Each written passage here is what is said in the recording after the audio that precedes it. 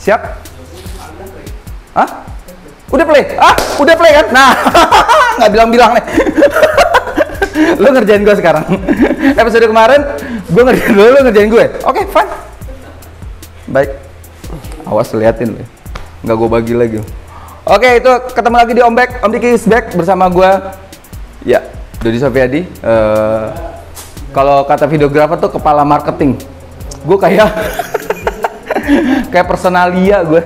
Oke, itu ketemu Om back lagi. Nah, episode yang sekarang, episode 3045 ini kita akan diskusi tentang jatuh bangunnya breeder ikan gapi itu karena apa sih? Dan mengapa dia bisa jatuh? Kenapa dia bisa bangun? Apa alasan dia jatuh? Dan apa yang membuat alasan dia untuk bisa bangkit lagi, luar biasa.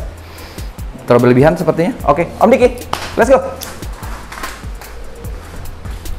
Nah, Om Diki, alasan apa? Langsung aja gue dah. Alasan apa? Kenapa breeders bisa jatuh? Nah, banyak faktornya. Wah, ya tuh dia. Banyak, makanya gue tanya sama lu. Kalau dikit mah gue pasti tahu sendiri. Kalau banyak, makanya gue tanya lu nih. Ya sekarang seperti kondisi sekarang.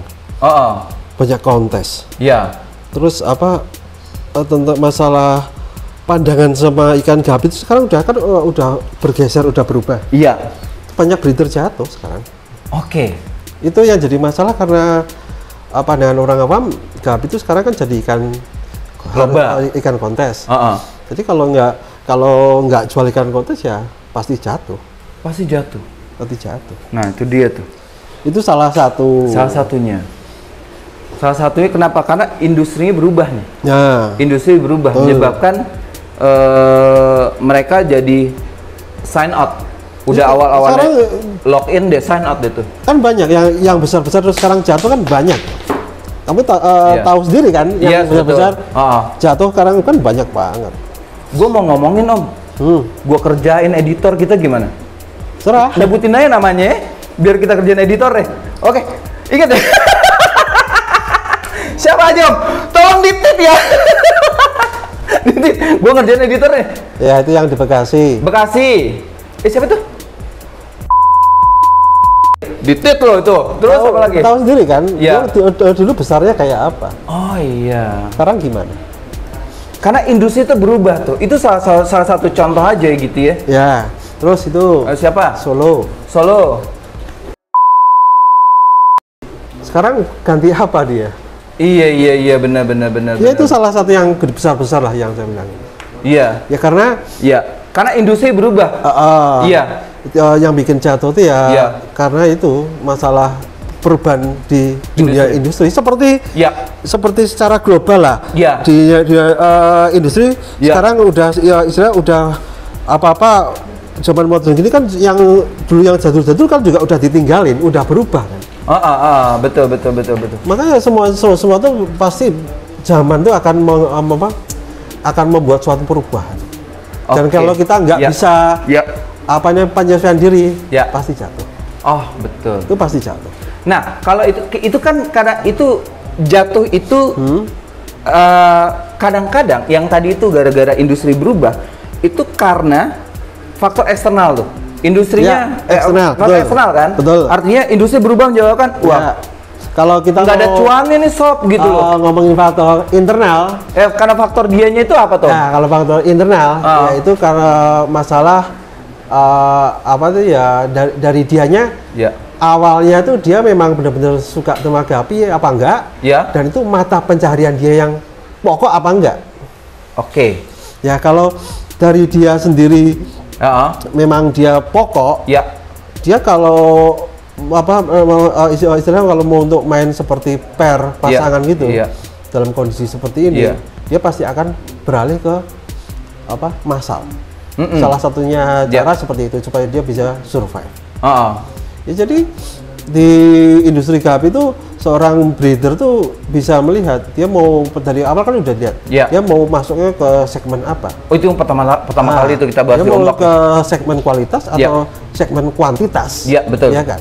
Itu akan mempengaruhi semuanya. Nah, di dalam kalau mereka jatuh dari faktor internal ya, kadang-kadang faktor internal tetap berhubungannya dengan faktor eksternal, misal seperti perubahan cuaca yang mendadak itu kan jadi mati semua. Dia dari internal dia down. Iya, betul. Ya udah, kalau dia namanya down, dia nggak bisa cari solusinya, pasti dia jatuh. Itu udah kita bahas juga, banyak banget kita bahas itu. Kita bahas di mental down di edisi keberapa, di scroll aja ke atas tuh kita udah bahas tentang mental down breeders ikan gapi. Nah, itu faktor internal. Apakah salah satunya adalah ketika banyak kan breeders ikan gapi itu banyak banget melakukan percobaan begana begini. Apakah salah satunya yang jadi menyebabkan dia jatuh? Kenapa? Karena faktor ilmu, faktor pengetahuan. Ketika kurang ilmu dan kurang pengetahuan itu, ketika dia melakukan percobaan dan salah, dia langsung mundur gitu. Itu salah satu faktor juga, karena kalau yang namanya piara gapi itu sebenarnya dikatakan yang paling bener nggak ada. Ya karena tiap orang mereka punya cara masing-masing. Yang penting ikan bisa bertahan, survive, udah selesai. Jadi nggak ada, yang paling benar ini paling benar. Memang ada cara yang benar, tapi tetap mereka punya preferensi masing-masing. Preferensi masing-masing sesuai, dan kita udah bahas lagi tuh. Ketika kita mau misalkan farm di indoor atau indoor, outdoor atau hybrid. Keren bahasa gua tuh hybrid. Hybrid itu kan hybrid. Ini hybrid nih sebenarnya. Iya, seperti kayak tempat saya kan hybrid. Hybrid. Keren bahasa gua, gila. Cerdas banget ya saya. Gitu. Kita udah bahas juga itu ya, bahwa suatu benar di satu tempat belum tentu benar tempat lain. Kenapa? Karena ekosistem beda. Gitu. Nah, kalau nggak dipahami dengan pengetahuan, menyebabkan dia tuh bisa jatuh tuh gitu. Nah, gini loh. Ilmu itu penting. Tapi juga harus diterapin dengan pengalaman. Nggak bisa cuma teori tok. Karena gini. Sekarang seorang breeder lihat mereka yang di sana, si A caranya begini, dia coba diterapkan, nggak bisa. Lihat yang B, kok dia sukses, dicoba, nggak bisa. Ya karena dia nggak ada ilmunya, patokannya apa yang bisa disesuaikan dengan farmnya dia. Harusnya kan dia tahu basicnya itu seperti apa, piara gapi itu harus apa. Sesuaikan dengan apa kondisi yang ada di farmnya masing-masing. Itu yang paling enak sih seperti itu. Makanya pentingnya pengetahuan, dan sekali lagi Om, bener gue kalau gue salah, pengalaman itu salah satu ilmu juga sebenarnya. Paling utama. Kenapa? Karena dalam sisi keilmuan itu di sini ada anak UGM, maaf ya. Karena gini, jadi gue belum kelar nih. Jadi sisi keilmuan itu ada di komunikasi, itu ada frame of reference, itu bentuk referensi, itu ilmu teori macam-macam. Satu lagi frame of experience, itulah pengalaman. Jadi keilmuan itu didukung oleh dua hal itu. Kalau lo cuma punya frame of reference, nggak punya experience, itu bakal jomplang banget gitu. Makanya kan kalau kita sekolah itu kan itu secara teori kan. Terus nanti di praktek di lapangannya cari pengalamannya kita di dalam masyarakat kan. Betul. Itu teorinya itu kadang-kadang bisa tidak sesuai dengan apa yang ada di faktanya kan. Makanya pengalaman itu tetap harus ada, disesuaikan dengan apa teori kita, sesuai enggak? Terus dengan ada banyaknya perubahan seperti zaman sekarang perubahan cepat, itu teori yang kita pelajari dulu belum tentu bisa diterapkan dengan kondisi sekarang. Belum tentu relevan gitu. Betul. Kita sekolah kira-kira sekitar berapa tahun yang lalu. Ngomongin sekolah itu kan lama banget kok, sudah tidak relevan dengan hari ini kan. Waktu sekarang cepat banget, perubahan cepat banget, masalahnya tuh itu. Makanya pentingnya kita memahami pengetahuan itu sendiri agar kemudian kita nggak cepet jatuh tuh gitu ya. Kenapa? Makanya kita punya referensi. Makanya pengetahuan itu yang paling penting tuh kita harus tahu intinya tuh apa. Kalau kita udah tahu intinya apa, perubahan apapun juga ya kita pasti bisa mengikutinya. Jadi hal basic itu penting banget. Makanya kita bahas hal basic aja di Om Bek. Nah, ini kembali lagi kalau tadi kita ngomong tentang beberapa hal yang akan menjatuhkan breeders ikan gapi di industri ikan gapi. Teman swasta yang lagi denger episode ini mungkin kalau mau nambahin, oh jatuh nih gara-gara ini nih, silakan ke. Tapi sebenarnya paling banyak tuh yang bikin jatuh tuh malah faktor eksternal. Faktor eksternal. Oh paling banyak. Kamu dibikin jatuh sama seseorang bisa, itu banyak terjadi.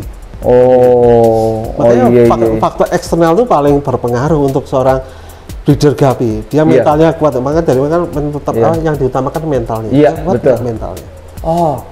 Sebenarnya kayak piara Guppy, terutama kita masuk ke dunia show-nya Guppy ya.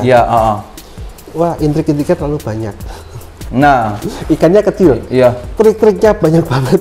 Ikannya boleh kecil, tapi dramanya tuh gede banget gitu. Banyak banget.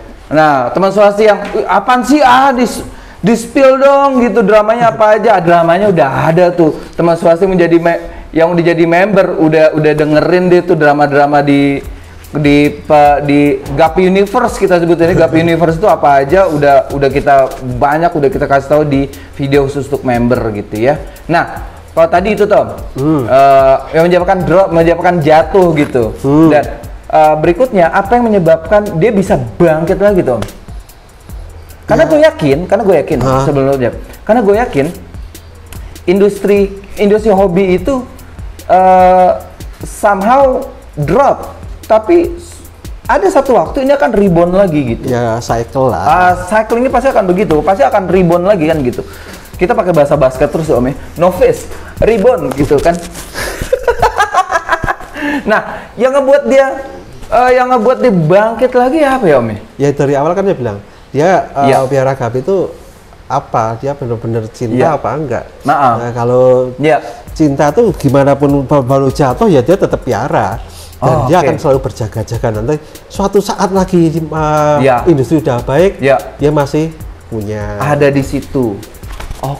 Tapi kalau udah down dan dia berganti yang lainnya, ntar kalau waktu industri naik lagi, ya harus mulai dari awal lagi. Lama.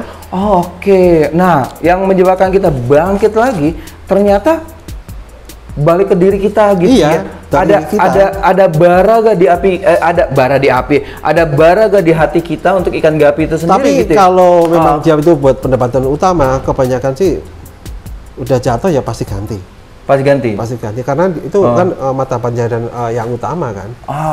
Kalau enggak mau makan apa dia? Iya, memang karena itu pilihan untuk realistis dan sebagainya. Betul. Gitu ya. Nah, gue boleh recap Om. Ternyata memang jatuhnya breeders ikan Guppy itu untuk jatuh itu bisa dipengaruhi faktor eksternal dan faktor internal. Iya, tapi banyak yang eksternal. Banyak di eksternal dari breeders ikan Guppy itu sendiri. Tapi kunciannya adalah untuk kita bangkit lagi, ternyata itu faktor internal di diri kita. Ada api gak di dada kita, di hati kita untuk kecintaan ikan Guppy itu sendiri gitu, agar kemudian apapun badai menghadang, ombak, segala macam gitu ya, kalau kita ada api di dada kita kecintaan ikan Guppy, kita akan mudah lagi bangkit lagi. Dan percayalah bahwa suatu saat kalau kita tetap ada di industri ini, reboundnya itu yang tadi Om Diki sampaikan, jangan sampai kita terlewatkan. Gue left dulu deh gitu kan. Nanti ketika dia rebound lagi kita terlambat dan kita harus mulai dari nol lagi gitu ya. Nah, itu dia untuk breeders ikan Guppy tercinta di Indonesia. Siapapun Anda, mau suka sama kita, mau nggak suka sama kita, nggak apa-apa gitu ya. Tapi kita sampaikan ini karena kita cinta banget sama ikan Guppy. Betul. Ya. Oke, terima kasih. Aku Dodi Sofyadi, Marketing Director dari Swasti Farm. Diki Chandra, kita kenal sebagai Om Diki, Research and Development Director dari Swasti Farm. Sampai ketemu di episode berikutnya. Om Bek, gitu aja. Dan jangan lupa dengerin podcastnya di Spotify, Google Podcast, dan Apple Podcast. Ciao.